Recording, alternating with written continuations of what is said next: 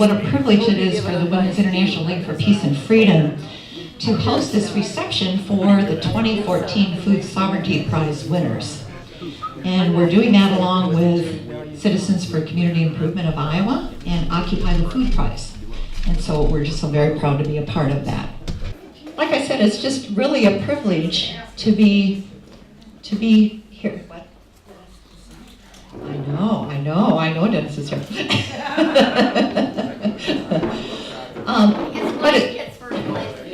But it's also, let me tell you, it's such a very high honor to have Dennis and Elizabeth Kucinich with us today. If they could please give everybody a high five.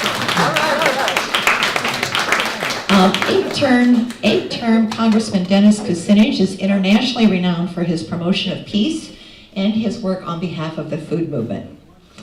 Mrs. Elizabeth Kucinich is the Director of Policy at the Center for Food Safety, CFS.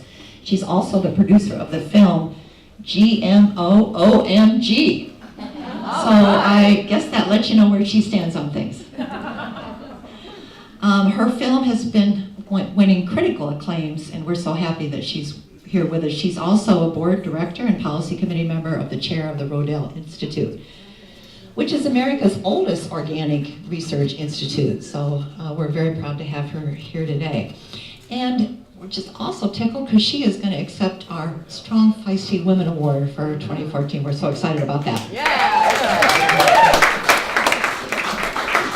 And here to introduce Elizabeth and talk a little bit about our award and everything else is our very own Mary Hansen Harrison. And Mary, just about 6 months ago, was elected as the president of WILPF National, so our national WILPF. So I'm very happy to turn it over to Mary. It's a great evening to be in Des Moines, right, everybody? This is Iowa, the progressive state, isn't it? And we're in that state right now, right? I would like to add that we're almost 100 years old. Now, we don't look it, do we? We will celebrate, that is we, WILPF, will celebrate our 100th anniversary in 2015. Our first president was Jane Addams. Anybody know Jane? She was the first American woman to win the Nobel Peace Prize. Her friend and fellow WILPFer Emma Green Balch won it also, Adams in 1931, and Emma Green Balch in 1939. There's more to Jane Addams, though, than just WILPF. She began a settlement house in the turn of the century in Chicago, the first refuge for immigrants. The influx of all cultures coming to Chicago benefited from her generous spirit. It wasn't a spirit of charity. It was a spirit that says we are a community and we welcome you. And this is what today we're celebrating, a strong, feisty woman. Yeah. Because she gets it. She understands what Jane Addams and Emma Green Balch were trying to do for this world. Not in big splashes, but in corners, in niches. She was the founder, one of the founders, this Jane Addams, of NAACP.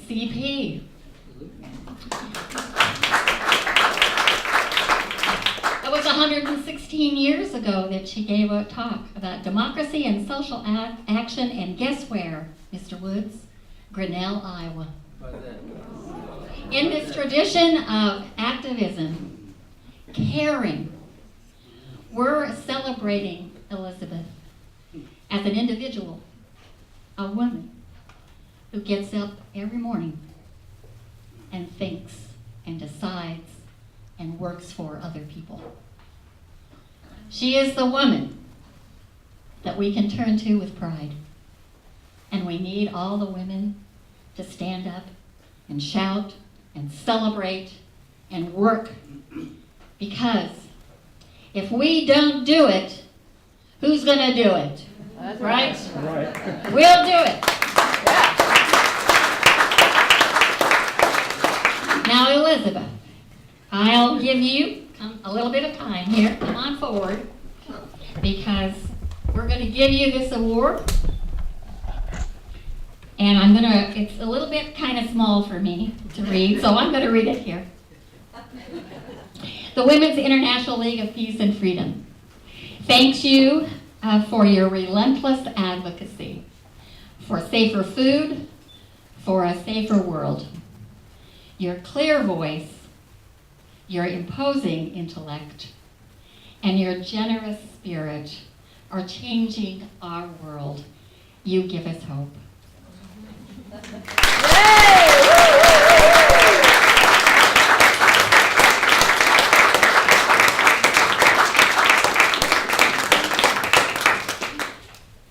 Thank you so much. I'm so moved. I want to be strong and feisty, but I think also I want to cry. So yes, it's okay. I'm a woman. I'm allowed to do all of it. When I received the invitation to join you today and learned about this award, I'm not sure that any of you really know quite how strong and feisty I am. But there is somebody at the back of the room who truly does, the poor soul. Now we've been married for 9 years, he's experienced just about every level of feistiness of this girl. So my husband, Dennis Kucinich, thank you for being here to support me.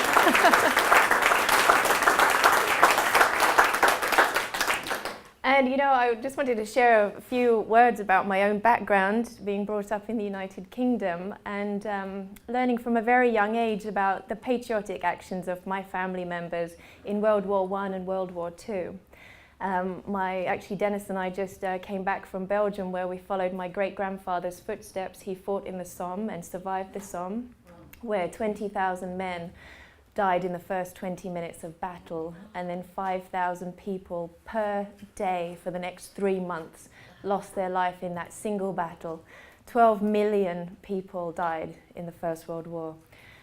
So Dennis and I have made those footsteps recently to Belgium and those battlefields on this 100th anniversary of the start of the First World War. And having grown up with those stories and stories of people like my great uncle, who was a flight engineer with the Dam Busters, and other great uncles who were in the RAF, when I was a child, I wanted to be the first woman fighter pilot. That was my thing.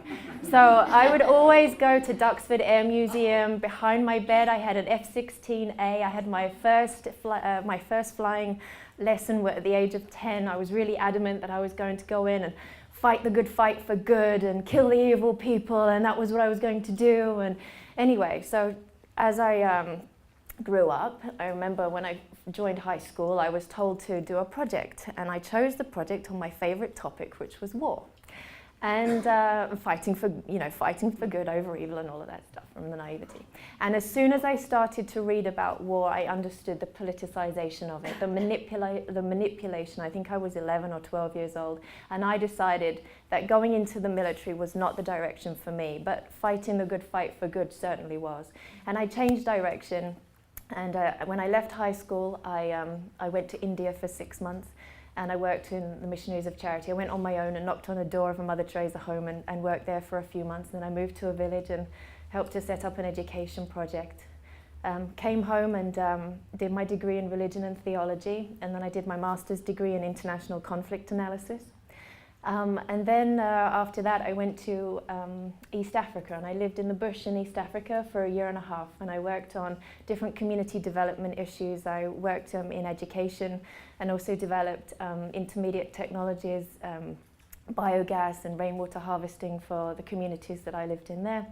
As things would have it, I'd also been engaged with a group at the House of Lords called the Forum for Stable Currencies.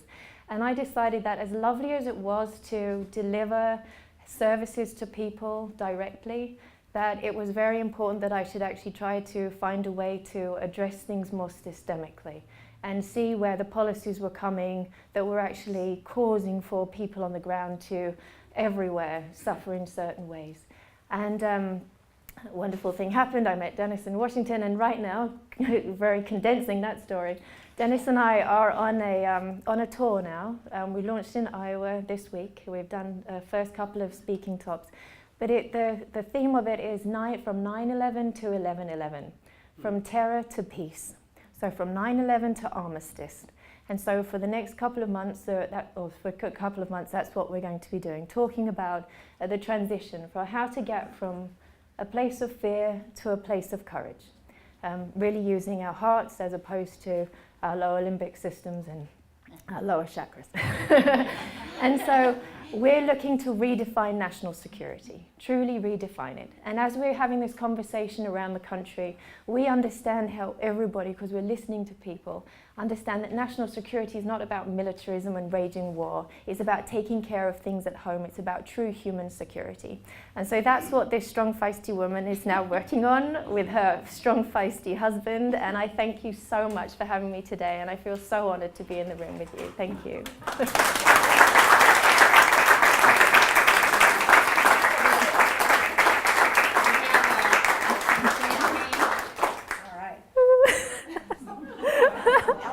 What's a girl without a drink of champagne?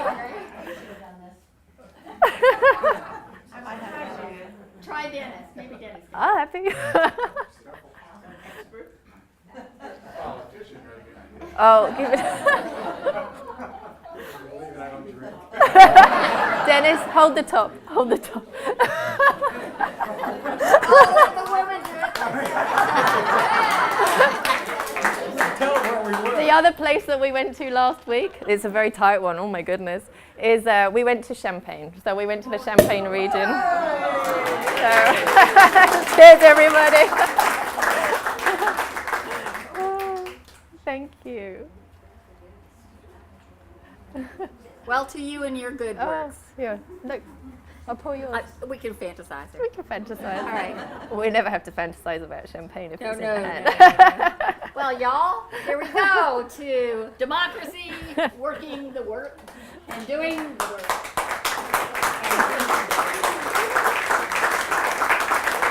Thank you.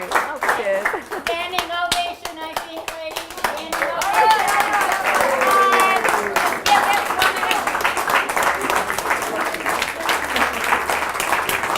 and close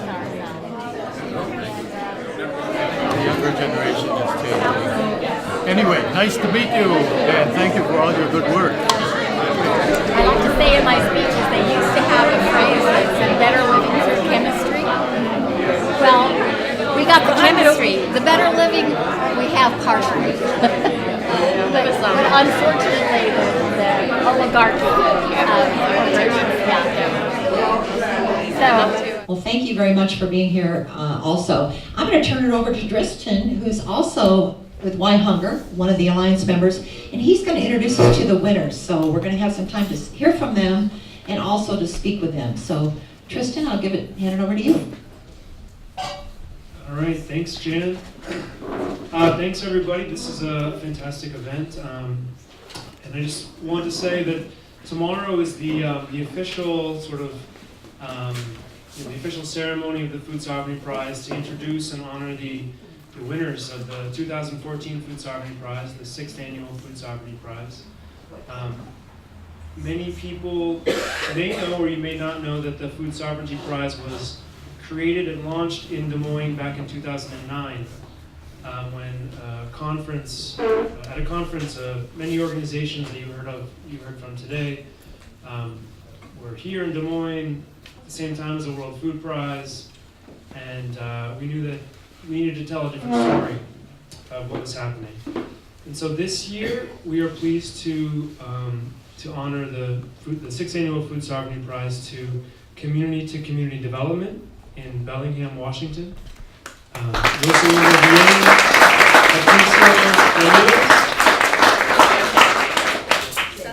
Santiago. Disculpe. And then also the Union of Agricultural Work Committees, Ali Abdelrahman.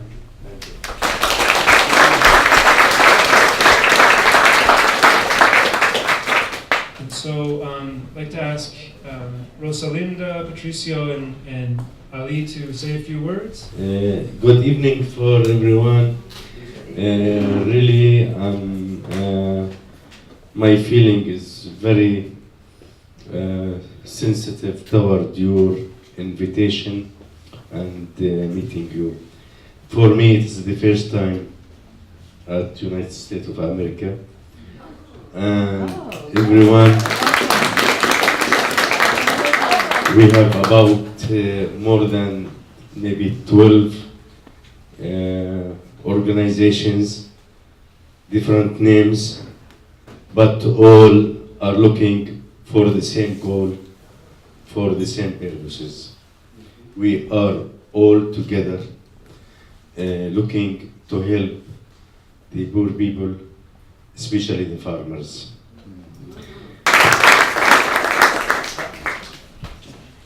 Hello everyone, my name is Patricio Santiago and I'm a member of Familias Unidas.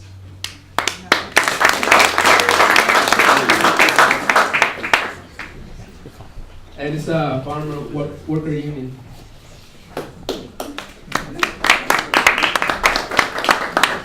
Hi, so I'm Rosalinda Guillen. I'm the Executive Director of Community to Community Development. And I just want to let you know, I want to thank you very much for listening to us tonight, for inviting us to this reception, and hopefully for joining us tomorrow night when we receive officially the Food Sovereignty Prize, which is such a much better title than the World Food Prize, right? Yeah.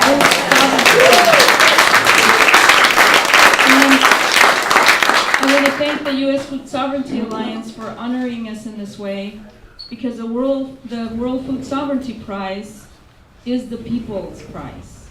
And in our organization, we're very honored. And we've been doing food sovereignty work for 10 years now. And to receive this honor is really important for all of us in our team that are working in Whatcom and Skagit counties and then across the country and with our global partners, because we see this prize as something that is given to us as a recognition from our peers, from our colleagues, which is way better than anything else that we could possibly imagine, because we see the food sovereignty as a movement of people working together to improve the world, to remember the times that were better, to try to fix the things that we knew were wrong in the past, and to move on together to something better. And I can't think of a better place to be speaking to you about this. I don't know any of you, other than I do, because you're part of the family of the food sovereignty movement, right? Right. You wouldn't be here listening to it. So, sitting here in this firehouse, and I was looking around at this building, and clearly there are so many memories here and so much power built into this building by the workers that pulled it together with the bricks and all of this ironwork, and it's a firehouse, right, that the community built to keep the community safe, and everybody worked together in those days. And that is what the America that immigrants like myself and my father brought us here for. In the early 50s and early 40s. So my family hails from Texas, and I grew up in the Northwest. So the person speaking to you right now in this day and age is a 60-year-old farm worker from the Northwest, from Washington State, who worked in the fields when I was a little girl, starting at the age of 10, who grew up and went to your schools in rural America and rural Washington State, learned about the Constitution and loved the Declaration of Independence, and stood with my friends, both Native Americans in the Swinomish Channel, and also the Dutch and the Irish and the Danes that were going to school with me in La Conner. And we were all really rural people growing up together. But I saw, within my family and myself as a farm worker, that we were different. And we had different stuff. And we were not allowed in all the spaces that everybody else was allowed in. That our opportunities were different, right? Yeah. And even in reading the Declaration of Independence and your wonderful Constitution, I felt that we were somehow not part of it. And it's taken me a long time to understand that if we want to be part of it, then we have to work with those like-minded in this country to make that reality the truth. So what I bring to you today is the good news, that the work does go on, that there is hope in spite of the horrific World Food Prize and the horrific rationalization of the horrible things that are being done to our food system, to your land. I know many of you grew up farming here and in many other parts. And as farm workers, we see family farmers being hurt by corporate agriculture, by the corporate food regime, as the Food First organization calls it. And we have to fight together to change that and put it back to we know it belongs. And I stand here proudly with Patricio Santiago, who's 20 years old, comes from the state of Oaxaca, speaks 3 languages. He's trilingual, with an incredible skill in the agricultural industry. He's been working as a professional farm worker since he was 12 years old, pretty similar to my life. And so we have a mission cut out for all of us together, and I think organizations and groups like the U.S. Food Sovereignty Alliance and our Palestinian friends and others that come to you here today come with that good news, that what we have to do is work together, and we have to be more courageous, that we can no longer forgive. We can no longer just stand by and say, well, we'll fix that tomorrow.